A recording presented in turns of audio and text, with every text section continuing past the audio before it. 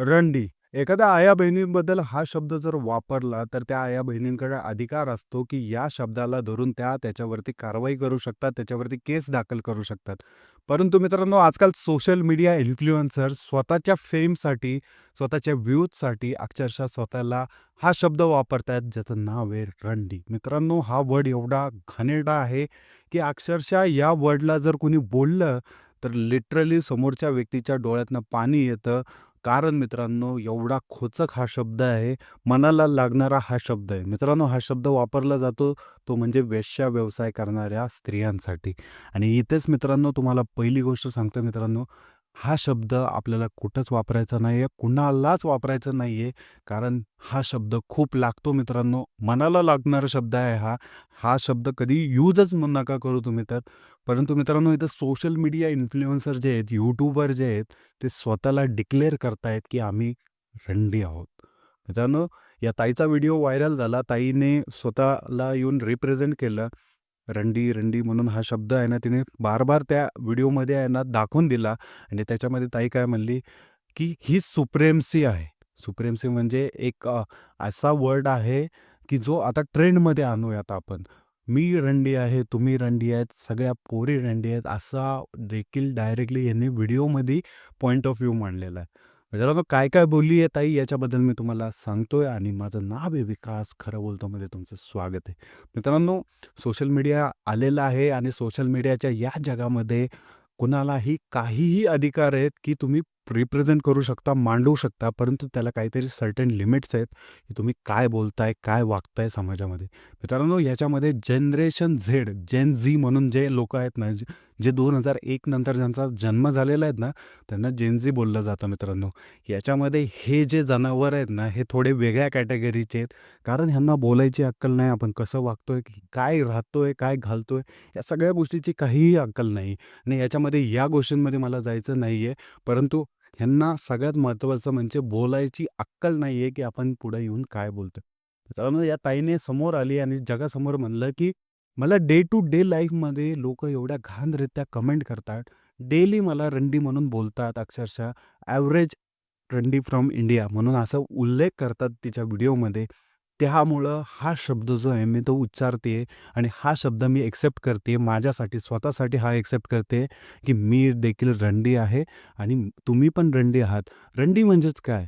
तर एक social worker, एक समाजसेविका जी अक्षरशः सेक्स वर्कर जी असते, ती एका माणसाकडनं पैसे घेऊन इंडिपेंडंट वुमन आहे ती. स्वतः पैसे कमवते आणि त्या पैशावरती इंडिपेंडंट आहे ती. ती पैसे कमवून स्वाभिमानाने जगते आणि तिला हा वर्ड दिला जातो. त्यामुळे हा इंडिपेंडंट वुमनसाठी वर्ड आहे. म्हणून हा मी देखील इंडिपेंडंट वुमन आहे आणि हा वर्ड मी एक्सेप्ट करते. म्हणून ताईने डिक्लेअर केलं, की मी पण रंडी आहेत, तुम्ही पण रंडी आहात. अक्षरशः जेवढे पण समाजामध्ये आहेत ते सगळे हे आहेत म्हणून असं डिक्लेअर केलं. आता याच्यामध्ये लिटरली ताईचे जे पहिलेचे व्ह्यूज होते मित्रांनो, ते 3,000 4,000 व्हिडिओला होते. परंतु या व्हिडिओला एक व्हिडिओ तिचा होता 6.7 लाख तो एक्सेप्ट केला. तर बाकीचे जे पण आहेत ते 8,000 10,000 15,000. परंतु हा व्हिडिओ एक दिवसाआधी टाकलेला आहे ताईने डायरेक्टली 2,00,000 व्ह्यूज आलेले आहेत. 1,00,000 व्ह्यूज आलेले आहेत आणि तिच्या रील्सला पण खूप सारे मोठे व्ह्यूज आलेले आहेत ह्या वर्डमुळं. फक्त ताईने डिक्लेअर केलं, की मी पण रंडी आहे आणि मी असं रिप्रेझेंट करते म्हणून. मित्रांनो, ही जनरेशन झेड आहे मित्रांनो. जनरेशन झेडमध्ये बोलायला काहीही राहत नाही. स्वतःचा स्वाभिमान नाही, अभिमान नाही. फक्त एवढंच असतं, की मला कॉन्फिडन्स आहे, मला अधिकार आहे, मी बोलू शकते आणि ताईने बोललं. आणि सगळ्यात महत्त्वाचे म्हणजे ह्याच्यामध्ये समाजाची देखील चुकी आहे, आपण मान्य करू. परंतु रिप्रेझेंट करणं, स्वतःला डायरेक्टली डिक्लेअर करणं, आपण सोशल मीडिया इन्फ्लुएन्सर आहोत, आपल्यामुळं समाजावरती काय इम्पॅक्ट होऊ शकतो, हे ताईला समजलं नसेल मित्रांनो. सगळ्यात डेंजरस गोष्ट म्हणजे ह्यांचे व्हिडिओ 18 ते 50च्या कॅटेगरीमधले सगळे लोकं बघतात. ताईला सपोर्ट माझा पण असेल. का सपोर्ट असेल ताईला? पहिली गोष्ट, हे सोशल मीडियावरती जे घाण कमेंट करतात ना लोकं, अक्षरशः त्यांना शिव्या घालतात, कोसतात आणि हा शब्द पण वापरतात. जो रंडी हा शब्द आहे तो देखील वापरतात. त्यामुळे ताईला देखील सपोर्ट राहील. परंतु मित्रांनो, या सपोर्टचा असा अर्थ नाही आहे, की मी तिच्या या सुप्रेमसीला मी सपोर्ट करतोय. तिला सपोर्ट असा असेल, की लिटरली जे लोकं कोसतायत, जे घाणेरडं बोलतायत, ती काहीतरी चांगला कंटेंट टाकत असेल, तिच्याबद्दल वाईट बोलतात आहे, त्यांना माझा अपोज राहील. त्यांना मला लिटरली ते ज्या गोष्टी करतात आहे ते चुकीचं आहे अक्षरशः. कुणाला शिव्या द्यायचा अधिकार आपल्याला नाही आहे आणि तिने जर तुमच्या विरोधात केस जर केली, तर तुम्ही देखील अक्षरशः रडचाल, पडसाल आणि एक लक्षात ठेवा मित्रांनो, तुमच्या विरोधात कोणी देखील एखादी जरी घाणेरडी एक कमेंट जरी केली, ती फेक अकाउंटवरनं असो या नॉर्मल अकाउंटवरनं असो, त्या महिलेला, त्या पुरुषाला अधिकार असतो, की तुमच्या विरोधात जाऊन केस फाईल करू शकतात ते.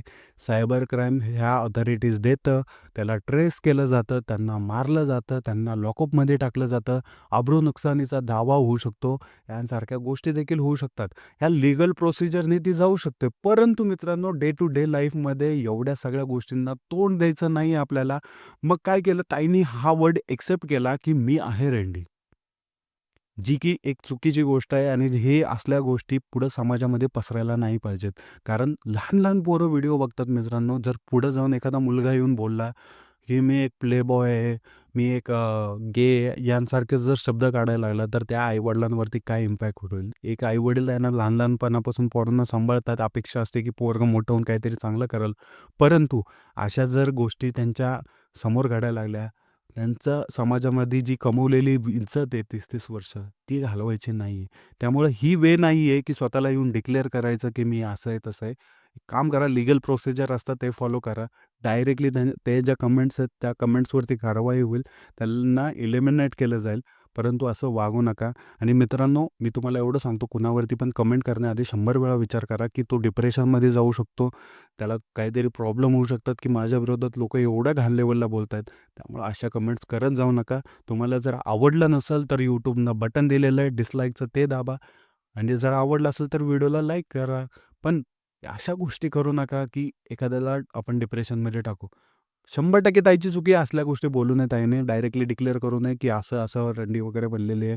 मी आहे, मी प्राऊड आहे या गोष्टीवरती. या प्राऊडच्या गोष्टी नाही आहेत आणि त्यामुळेच मित्रांनो, मला सगळ्यात मोठा अभिमान या गोष्टीचा वाटतो मित्रांनो, की आम्ही लहानपणापासून आमच्या आई-वडिलांनी सगळ्यात मोठं गोष्ट काय केली माहिती आहे का? मी देखील जनरेशन झेडचा आहे. परंतु आम्हाला मारून तोडून अशा रीते ठेवलेलं आहे ना, की आम्हाला हे जेन-झी आजपर्यंत माहिती नव्हतं. आम्हाला आत्ता आल्यावरती कळलं, की आम्ही जेन-झीचे आहोत. Alpha generation, beta generation, gamma generation ह्या सगळ्या जनरेशन यायला लागलेल्या आहेत. मित्रांनो, लाड जास्त झालेले आहेत आई-वडिलांचे पोरांना आणि याचा फायदा पोरं उचलत आहेत. त्यांची इज्जत जाईल, त्यांची इज्जत घालवायची कामं पोरं करतात, सगळ्या गोष्टी करतात ते. लिटरली अक्षरशः मित्रांनो, ज्या गोष्टी व्हायला नाही पाहिजेत त्या पण करतात आहे आणि ह्याच्याचमध्ये मित्रांनो त्या आई-वडिलांवरती काय वेळ येईल, काही सांगता येत नाही मित्रांनो. त्यामुळे कंट्रोलमध्ये राहावा. इज्जत ही खूप मोठी गोष्ट आहे, ती घालवू नका आणि असं डिक्लेअर करू नका जेणेकरून समाजामध्ये घाणेरडा इम्पॅक्ट पडेल. व्हिडिओ आवडला असेल तर नक्की लाईक करा, सबस्क्राईब करा. भेटूया पुढच्या व्हिडिओमध्ये. जय हिंद, जय महाराष्ट्र.